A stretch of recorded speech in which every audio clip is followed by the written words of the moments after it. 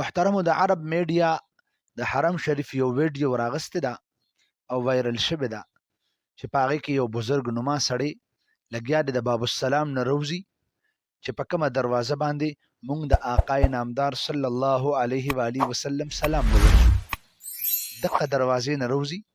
او یو څو قدمه والي او دی بیا شاته وګوري د عقیدت یو نظر واچي او د هغې نه بعد را روان شي په عرب میډیا باندې دا یو هلچل مچو شوی دی دا سړی دی څوک پخوانی خشته مزیدار صادره یې چولی دی او ډېر ښکلې مدیدار صورت والا سړی دی او اعلی عمامه پټکې یې وهلې دی ټول خلق ټول میډیا والو د هغې کوریج کړی دی او وایي چې دا دی څوک د ډېر خلکو دا وینا ده چې دا یو صحابي دی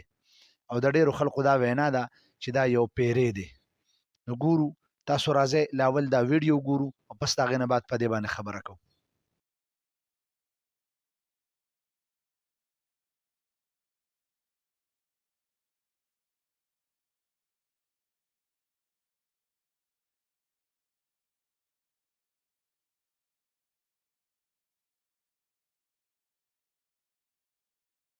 محترمو یو خبره خو ځان له ذهن کې یاد ساتل پکار دي او هغه دا چې جناب پیغمبر پاک صلی الله علیه و آله وسلم یو ارشاد مبارک دی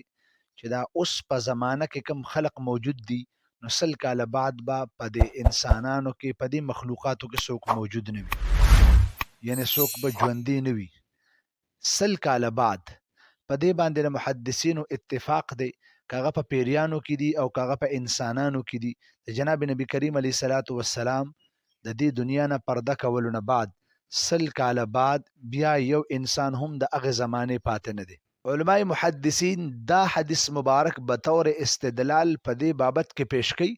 چې خضر علیه الصلاۃ والسلام آیا ژوندې دی او کنه دی نو د ډیرو خلکو په ذهن کې داري چې خضر علیه الصلاۃ والسلام ژوندې دی او خلکو ته د شپې لار خي یا رکو ته لار خي یا یو داسې انسان د چې هغه ته مدد ضرورت شي نو خضر علیه السلام راشي او دغه انسان سره مدد وکړي خو د نبی پاک علیه الصلاۃ والسلام د دې حدیث مبارک نه دا معلومیږي چې سل کاله بعد بیا به یو انسان یو مخلوق یعنی په پیریانو کې او په انسانانو کې ژوندې نه وي نو حضرت خضر علیه الصلاۃ والسلام خو هم د الله پاک د طرف نه پیغمبر را لېږل شوی وو اوس حضرت خضر علیه الصلاۃ والسلام خو د جناب پیغمبر پاک علیه السلام د زمانه نه ډېر وړاندې مخکې وو د هغې نه بعد چې سل کاله بعد څوک ژوندې نشي پاتې کېدی نو حضرت خضر علیه السلام به څه ژوندې پاتې شي او باقی دا چې کوم بزرګنما صورت والا انسان دی نو ممکن دا ده چې دا واقعتا یو بزرګ وي د خدای تعالی ولی وي یو لوی پیر وي یو لوی عالم دین وي ممکن دا ده لیکن د دې خلقو هم یو ډېر عجیبه شانته مزاج جوړ شوی دی چې دا څوک بزرګنما انسان وویني نو د هغې زر نسبت وکړي چې یاره دا پیری دی زر نسبتو کې یره چې دا صحابي دی او دا چې کم دی نو چېرته په غار کې اوسېدو دی د هغه ځای نه راپاڅېدو او دلته راغلی دی نه جي نه صحابي رسول هم نه دی او نه چې کم دی نو پیری دی چې پیری داسې صورت کې راځي نو ولې ستاسو څه خیال د خانه کعبه کې نور پیریان نشته دی د دنیا جهان پیریان به چې هغې به عبادت کوي لګیا به وي الله پاک هغې پیدا کړي داسې دي چې هغه زما ستاسو د نظر نه پټ دي نو چې زما ستاسو د نظر نه پټ دي نو د ښکاره کېدو هغې ته څه ضرورت نشته دی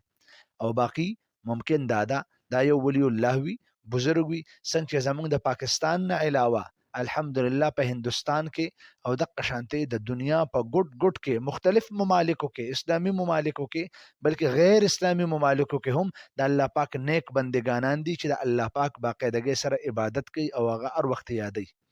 نو دا خبره یا دا شوشا پرې خودل چې رجی دا صحابي رسول دی نه جی نه داسې خبره نشته دی ټوله میډیا ډکه ده او ځای په ځای باندې وایي صحابي رسول راغی او یاره جناب من نمودار شوی دی او دا څوک دی مختلف قسم چې کوم دي نو په هغې باندې خبرې اترې کېږي څنګه چې ویلي شوي دي مسلمان ته چې وایي تاسو به ګمان ښه ساتئ بس د دې حده پورې چې دا د الله پاک یو نیک بنده دی د الله پاک یو لوی بزرګ بنده دی او ممکن دا چې الله پاک کم انسان د خپل کور ته راوبلي هغه بزرګ دی هغه نیک دی بیا خو ردې زمو ستا خپل خوښوي چې موږ خپل وطن ته راشو نو آیا په ګناه کې دوباره اخته کیږو او کنه د خدای تعالی د هغې چې موږ له د توبې او موږ له چې کوم دی مقرره کړي د هغې نه موږ فایده اخلو لهذا